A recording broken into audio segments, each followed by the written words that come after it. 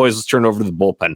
We had a combination of Lopez, Ruiz, Bummer, Foster, Hendricks close this thing out. Pick and choose your name and go ahead and tell us what you liked, what you didn't like, whatever it may be. Steve, I'll lead it off with you.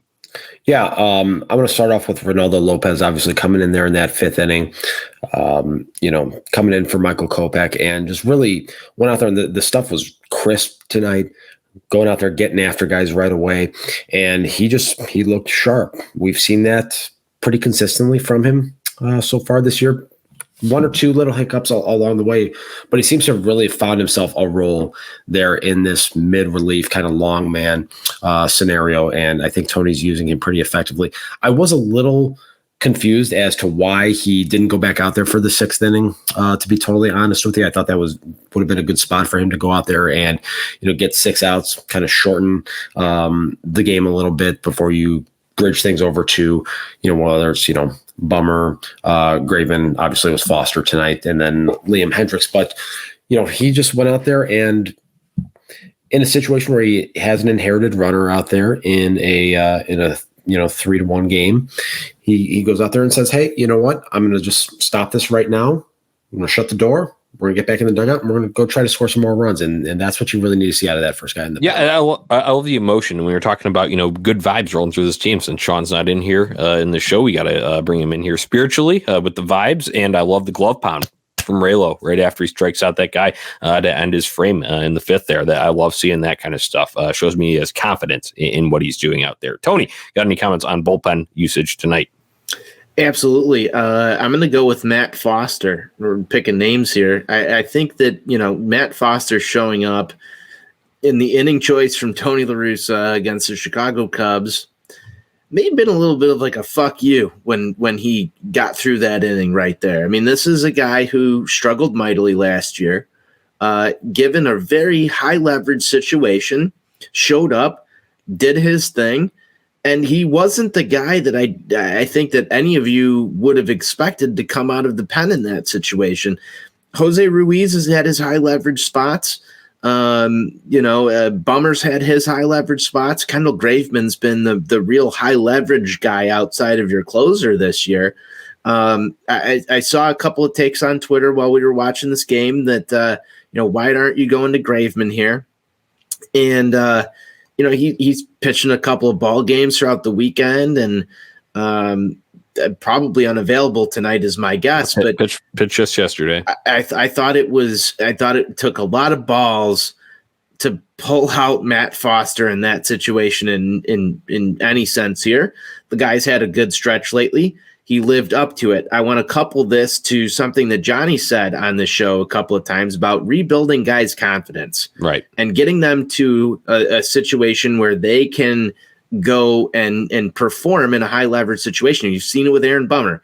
Guy got roughed up. Matt Foster last year, not a high leverage guy at all in this bullpen, building himself back up right now. And I think that the combination of Tony La Russa and Ethan Katz have managed this absolutely phenomenally to the point where when Kendall Graveman's not available, this White Sox bullpen can go to Matt Foster in a high leverage situation because they've built this guy up to the point where he can handle something like that and go and get the job done. Fucking game ball, if I can give one to somebody.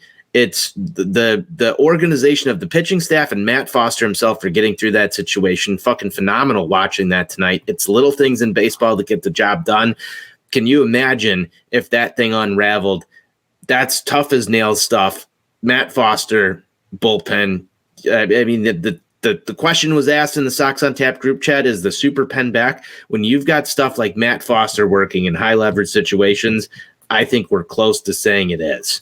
Yeah, right. And I think Steve's going to have some comments on this next. First of all, kudos to Matt Foster with an 0.82 ERA so far this season. So that is a pretty mark, especially compared to, like you'd said, Tony, his major struggles that he endured last year.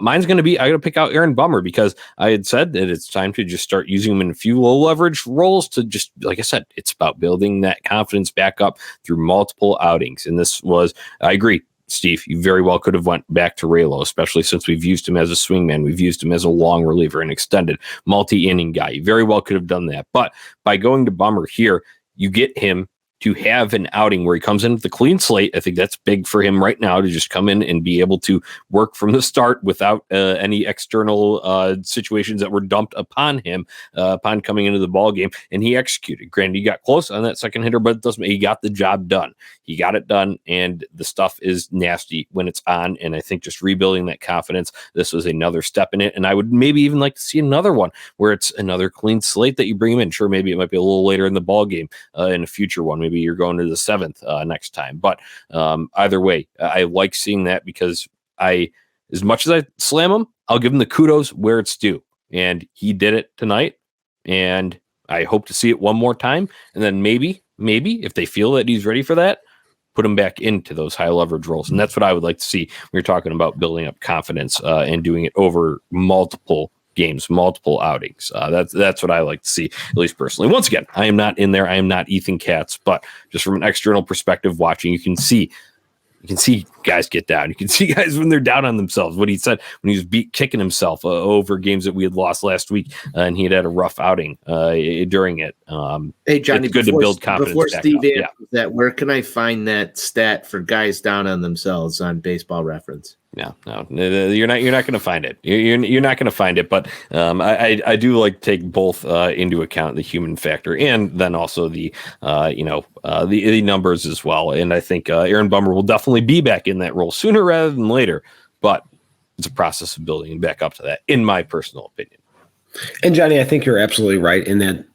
From that perspective, because look, obviously Bummer was entrusted to kind of be one of those late inning, 7th, 8th inning guys in those high leverage spots, and he was faltering to start the season here. And I think it is definitely something that can wear on you as a pitcher. I know about that from personal experience.